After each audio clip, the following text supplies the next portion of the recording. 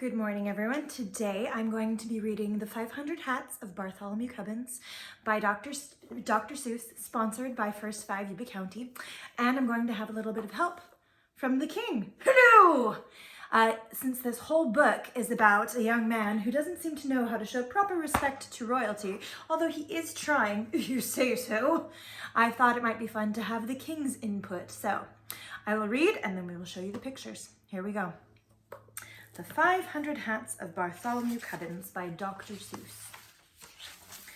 In the beginning, Bartholomew Cubbins didn't have 500 hats. He only had one hat. It was an old one that had belonged to his father and his father's father before him. It was probably the oldest and plainest hat in the whole kingdom of Did where Bartholomew Cubbins lived. But Bartholomew liked it, especially because of the feather that always pointed straight up in the air. Get it together. I know, I'm sorry. There's the hat with the feather. The kingdom of Did was ruled by King Derwin. Oh yes, he's an excellent friend of mine. His palace stood high on the top of the mountain. From his balcony, he looked down over the houses of all his subjects, first over the spires of the noblemen's castles, across the broad roofs of the rich men's mansions, then over the little houses of the townsfolk to the huts of the farmers far off in the fields. It was a mighty view, and it made King Derwin feel mighty important. Well, naturally.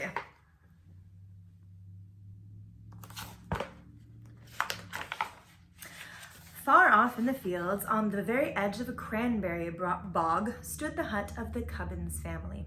From the small door, Bartholomew looked across the huts of the farmers to the houses of the townsfolk, then to the rich men's mansions and the noblemen's castles, up to the great towering palace of the king. It was exactly the same view that King Derwin saw from his balcony, but Bartholomew saw it backward. It was a mighty view, but it made Bartholomew Cubbins feel mighty small. Here, let me help you. What a view, huh? Excellent, yes. Just after sunrise one Saturday afternoon, Bartholomew started for town. He felt very happy. A pleasant breeze whistled through the feather in his hat. In his right hand, he carried a basket of cranberries to sell at the market. Delicious! He was anxious to sell them quickly and bring the money back home to his parents. He walked faster and faster till he got to the gates of town. The sound of silver trumpets rang through the air. Hoofbeats clattered on cobbled stones. Clear the way, make way for the king. Oh, yes, King Derwin. He is an excellent friend. Good man, yes.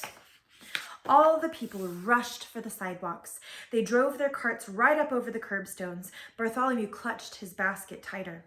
Around the corner dashed 50 trumpeters on yellow-robed horses. Behind them, on crimson-robed horses, came the king's own guards. Hats off to the king, shouted the captain of the king's own guards. On came the king's carriage, white and gold and purple. Those are royal colors, you know. It rumbled like thunder through the narrow street. It swept past Bartholomew. Then suddenly its mighty brakes shrieked. It lurched. Then it stopped. The whole procession stood still. Oh dear, I wonder what happened. Bartholomew could hardly believe what he saw. Through the side window of the carriage, the king himself was staring back. Straight back at him. Bartholomew began to tremble. Back up, the king commanded the royal coachman. The royal coachman shouted to the royal horses. The king's own guards shouted to their crimson-robed horses. The trumpeters shouted to their yellow-robed horses. Very slowly, the whole procession backed down the street until the king's carriage stopped right in front of Bartholomew. I wonder why. Probably not showing proper respect. The king leaned from his carriage window and fixed his eyes directly on Bartholomew Cubbins. Well, he demanded. Bartholomew shook with fright. I ought to say something, he thought to himself, but he could think of nothing to say. Well, demanded the king again, do you or do you not take off your hat before your king? He didn't take off his hat! Oh, no! I indeed, yes, indeed, sire, answered Bartholomew, feeling greatly relieved. I do take off my hat before the king. Then take it off this very instant, commanded the king more loudly than before. But, sire, my hat is off, said Bartholomew. Such impudence! Shouted the king, shaking an angry finger. How dare you stand there and tell me your hat is off? I don't like to say you are wrong, sire, said Bartholomew very politely, but you see my hat is off. And he showed the king the hat in his hand. Oh, well, there you go. If that is your hat in your hand, answered the king, what is that on your head? On my head, gasped Bartholomew. There did seem to be something on his head. He reached up his hand and touched a hat. Where did he get another hat? Well, this is very confusing, isn't it? Indeed. The face of Bartholomew Cubbins turned very red. It's a hat, sire, he stammered, but it can't be mine. Someone behind me must have put it on my head. I don't care how it got there, said the king. You take it off. And the king sat back in his carriage. Bartholomew quickly snatched off the hat. He stared at it in astonishment. It was exactly the same as his own hat, the same size, the same color, and it had exactly the same feather. What? I know. By the crown of my fathers, roared the king. He's a bit grumpy sometimes. Yes, I see. Again, leaning out of his carriage window. Did I or did I not command you to take off your hat? You did, sire. I took it off. I took it off twice. Nonsense. There is still a hat upon your head. Another hat? Again, Bartholomew reached up his hand and touched a hat. Well, how is this happening? Come, what is the meaning of all this? Demanded the king, his face purple with rage. I don't know, sire, answered Bartholomew. It's never happened to me before. The king was now shaking with such fury that the carriage rocked on its wheels, and the royal coachman could hardly sit in his seat. Arrest this impudent trickster, shouted the king to the captain of the king's own guards. We'll teach him to take off his hat. He's up to 3 hats now, it seems. Yes, indeed. What are they going to do? The royal coachman cracked his long whip. The king's carriage swung forward up the street toward the palace, but the captain of the king's own guards leaned down from his big brass saddle and grabbed Bartholomew Cubbins by his shirt. Away flew Bartholomew's basket. The cranberries bounced over the cobblestones and rolled down into the gutter. Oh, no! With a jangling of spurs and a clatter of horseshoes, the captain and Bartholomew sped up the winding street toward the palace. Out of the narrow streets, up on the hill, Bartholomew clung to the captain's broad back. On and on they galloped, past the bright gardens of the wealthy merchants, higher and higher up the mountain, on past the walls of the noblemen's castles. I do say this seems a bit unfair, right? It's not for Bartholomew's fault that his hat's being weird and multiplying. Flop! The sharp wind whisked off Bartholomew's hat. Oh, maybe that did the trick. Flop, flop! 2 more flew off. Maybe not. Flop, flop, flop flew another and another. 4, 5, 6, 7. Bartholomew kept counting as the hats came faster and faster. Lords and ladies stared from the windows of their turrets, wondering what the strange stream of hats could mean. Over the palace drawbridge they sped, through the great gates and into the courtyard. The captain pulled in his reins. His Majesty waits in the throne room, said a guard, saluting the captain. The throne room! The captain dropped Bartholomew to the ground. I'd certainly hate to be in your shoes, he said, shaking his head sadly. For a moment Bartholomew was terribly frightened. Still, he thought to himself, the king can do nothing dreadful to punish me because I haven't really done anything wrong. That's right! It would be cowardly to feel afraid. Bartholomew threw back his shoulders and marched straight ahead into the palace. Follow the black carpet, said the guard at the door. All through the long hallway, Bartholomew could hear the muttering of voices behind heavy doors. He won't take off his hat. No, he won't take off his hat. All those hats flying off. What on earth is happening? Excuse me. Bartholomew walked on till he stood in the very middle of the throne room. The king, in a long scarlet robe, was sitting on his throne. Beside him stood Sir Alaric, keeper of the king's records. He wore in his belt, instead of a sword, a long silver ruler. Lords and noblemen of the court stood solemn and silent. The king looked down on Bartholomew severely. Young man, I'll give you one more chance. Will you take off your hat for your king? Your Majesty, said Bartholomew as politely as he could, I will, but I'm afraid it won't do any good. And he took off his hat, and it didn't do any good. Another hat sat on Bartholomew's head. He took off hat after hat after hat after hat until he was standing in the middle of a great pile of hats. The lords and noblemen were so astonished they couldn't even speak. Such a thing had never happened in the throne room before. It does not seem like the lad's fault, right? Heavens, said Sir Alaric, keeper of the records, blinking behind his triangular spectacles. He's taken off 45. And there were 3 more down in town, said the king. And you must add on 87 more that blew off my head as we galloped up the hill, said Bartholomew, trying to be helpful. 135 hats, most unusual, said Sir Alaric, writing it down on a long scroll. Come, said the king impatiently. Sir Alaric, what do you make of all this nonsense? Very serious nonsense, your majesty, answered Sir Alaric. I advise you to call in the expert on hats. Excellent, agreed the king. Ho, guard, fetch in Sir Snips, maker of hats for all the fine lords. There's Sir Alaric. Into the throne room marched the smallest man, wearing the tallest hat Bartholomew had ever seen. It was Sir Snips. Instead of a sword, he wore at his side a large pair of scissors. Take a look at this boy's hat, commanded the king. Sir Snips looked at Bartholomew Cubbins' hat and sniffed in disgust. Then he turned to the king and bowed stiffly. Your Majesty, I, Sir Snips, am the maker of hats for all the fine lords. I make hats of cloth of gold, fine silks, and gems and ostrich plumes. You ask me what I think of this hat? Pooh! It is the most ordinary hat I ever set eyes on. In that case, said the king, it should be very simple for you to take it off. Simple indeed, mumbled Sir Snips haughtily, and standing on his tiptoes, he pushed his pudgy thumb at Bartholomew's hat and knocked it to the floor. Immediately, another appeared on Bartholomew's head. There's Sir Snips.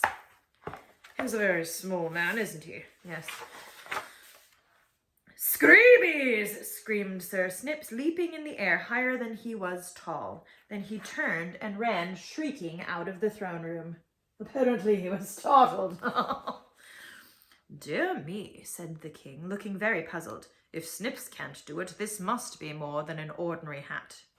136, wrote Sir Alaric, wrinkling his brow. Your Majesty, I advise that you call in your wise men. A fine idea, said the king. Ho, guard, bring me Nad. Nad knows about everything in all my kingdom. In came an old man. Ah, yes, a sage. They're very important to the king.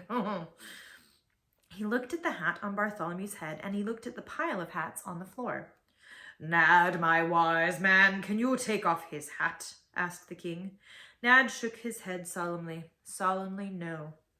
Then fetch me the father of Nad, commanded the king. He knows about everything all in my kingdom and in the world beyond. In came an even older man, but when he looked at Bartholomew's hats, the father of Nad merely locked his fingers across his beard and said nothing. Those are the 2 Nads we know so far. Yes. Then bring me the father of Nad, ordered the king. He knows about everything in all my kingdom, in all the world beyond, and in all other worlds that may happen to be. Then came the oldest man of them all, but he just looked at Bartholomew and nibbled nervously at the end of his beard. Does this mean there is no one in my whole kingdom who can take off this boy's hat? Bellowed the king in a terrifying voice. A small voice came up through the balcony window. What's the matter, Uncle Derwin? To Bartholomew, it sounded like the voice of a boy. The king stepped out on the balcony and leaned over the marble railing. There's a boy here. Just your age, the king said. He won't take off his hat. Here's the father of Nad. And here, of course, is the boy. Bartholomew tiptoed up behind the king and looked down. There stood a boy with a big lace collar, a very proud little boy with his nose in the air. It was the Grand Duke Wilfrid, nephew of the king. You send him down here, said the Grand Duke Wilfrid. I'll fix him. The king thought a minute. He pushed back his crown and scratched his head. Well, maybe you can. There's no harm trying. Take him to the Grand Duke Wilfrid, commanded the king, and 2 of the king's own guards led Bartholomew out of the throne room. Let's look once more. Yes, there we are. Okay.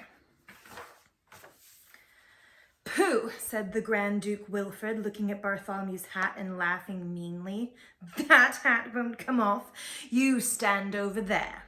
He pointed to a corner where the wall curved out. "I need a little target practice with my bow and arrow." When Bartholomew saw that the Grand Duke Wilfred had only a child's bow, he didn't feel frightened. He spoke up proudly. "I can shoot with my father's big bow." "My bow's plenty big enough for shooting hats, especially hats like yours," answered Wilfred, and he let fly an arrow. Zzz! It grazed Bartholomew's forehead and nipped off his hat. Away it blew and over the parapet, but another hat appeared on his head. Zzz! Zzz! Zzz! The arrows flew, till the Grand Duke's whole bagful of arrows was gone, and still a hat sat upon Bartholomew's head. "It's not fair!" cried the Grand Duke. "Ugh, he sounds terrible." "It's not fair!" He threw down his bow and stamped upon it. 154 hats, gulped Sir Alaric.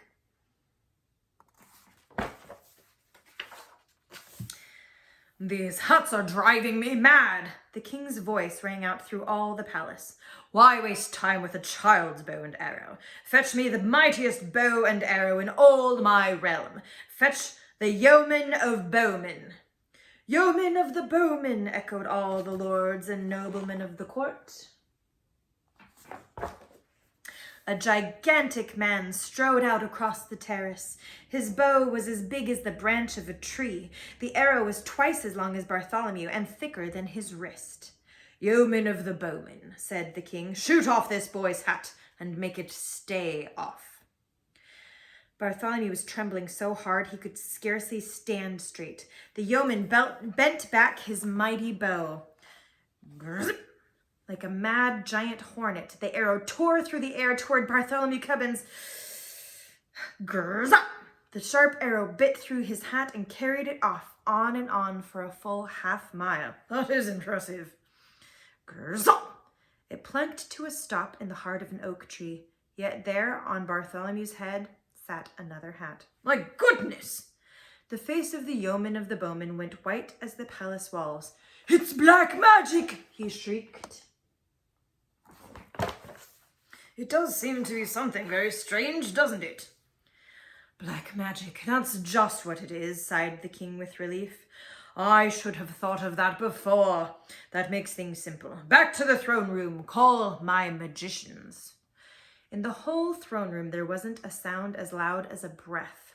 But from the spiral stairs that led down from the southwest tower came the shuffling of slow, padded feet. The magicians were coming.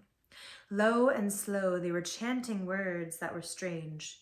"Dig a hole 5 furlongs deep, down to where the night snakes creep.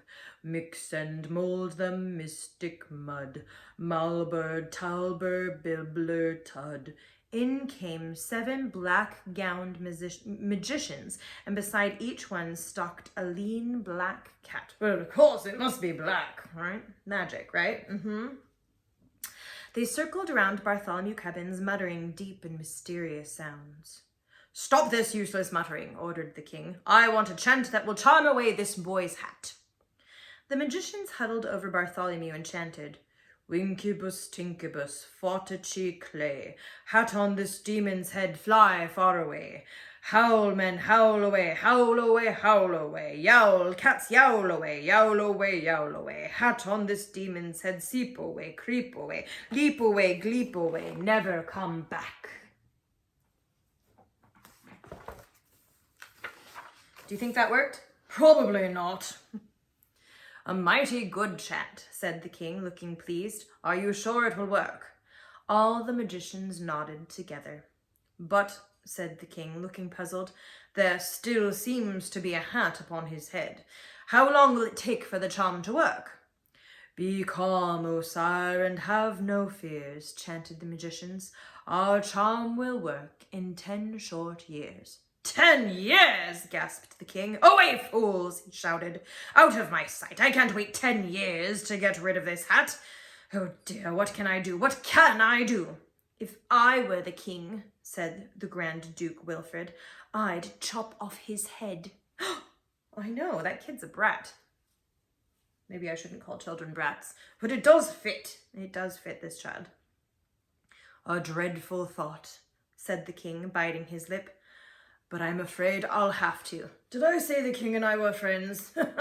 He's more of an acquaintance. Young man, he said to Bartholomew Cubbins, and he pointed to a small door at the end of the room. March down those steps to the dungeon and tell the executioner to chop off your head. Bartholomew's heart sank into his boots, but he did as the king commanded. Oh, what a good, loyal young man. I must take off my hat, he said to himself as he started down the long black stairway. This is my last chance. Here's the Duke whispering to the king.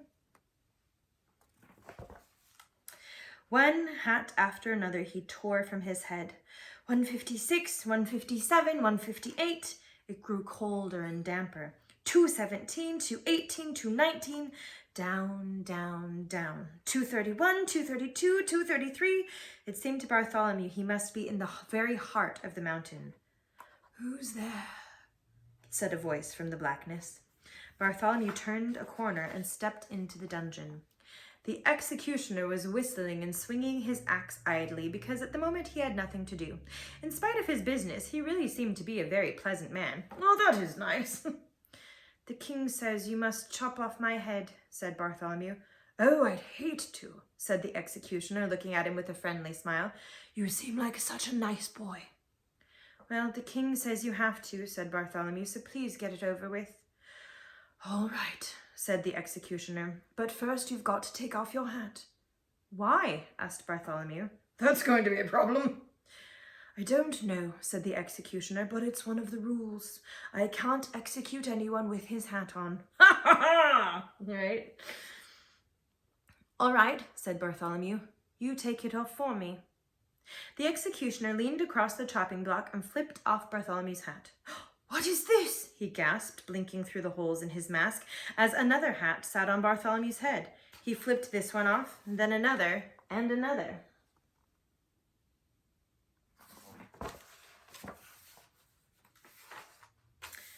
Fiddlesticks, grunted the executioner, throwing his hat on the floor. I can't execute you at all. And he shook hands with Bartholomew and sent him back upstairs to the king. He seems very pleasant. Yes, he does. Much nicer than the king or the little duke. That's certainly true, certainly true. The king had been taking a nap on his throne. What are you doing back here? He said to Bartholomew, angry at being awakened. I'm sorry, your majesty, explained Bartholomew. My head can't come off with my hat on. It's against the rules. So it can't, said the king, leaning back wearily. Now, how many hats does that make altogether?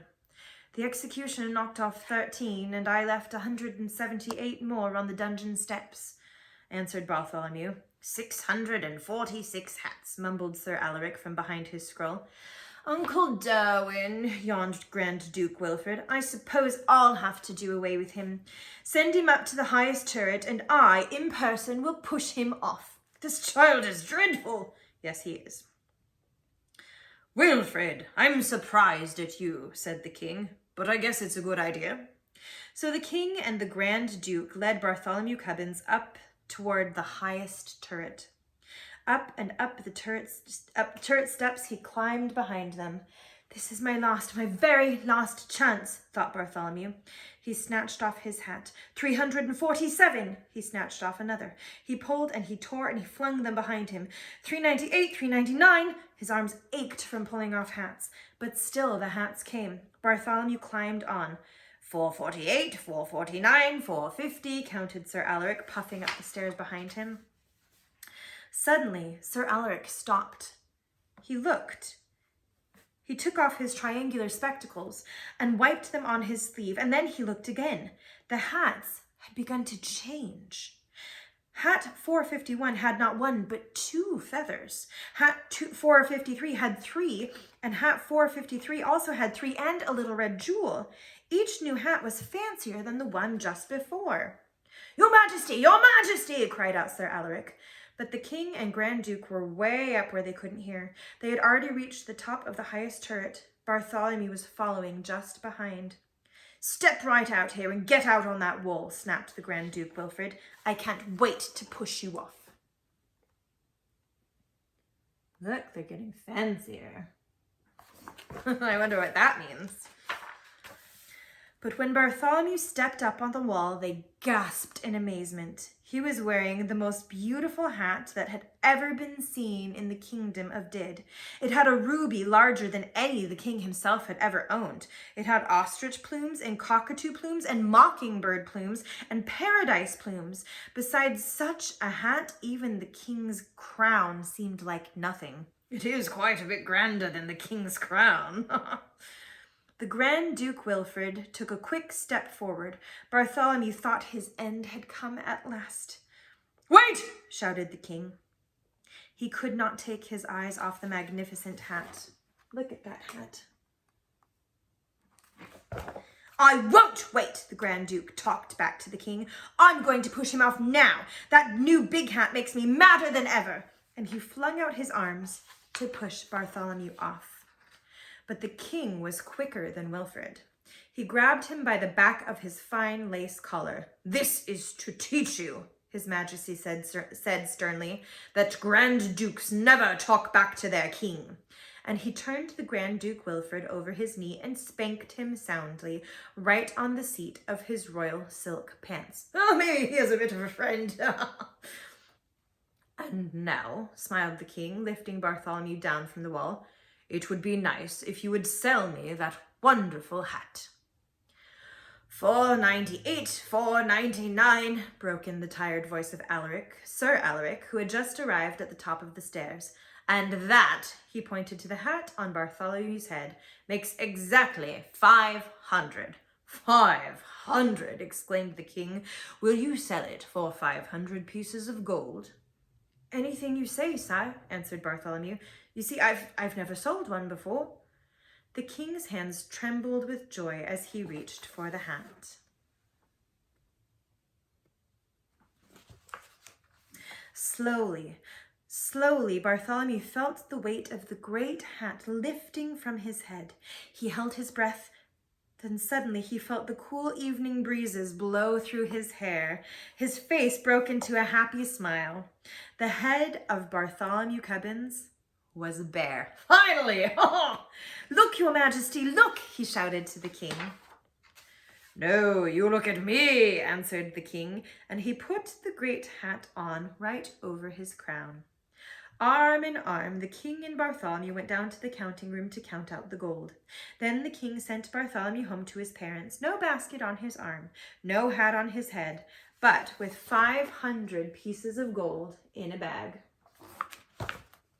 And the king commanded that the hat he had bought, and all the other hats too, be kept forever in a great crystal case by the side of his throne. But neither Bartholomew Cubbins nor King Derwin himself nor anyone else in the kingdom of Did could ever explain how the strange thing had happened. They could only say it just happened to happen and was not very likely to happen again. There he goes, home with his bag of gold. The end. Well, it all worked out rather well for him in the end, didn't it? It did indeed. Whew, long story though. It was a lot of hats. Yes, it was. Thank you for tuning in. We'll see you next time. Farewell.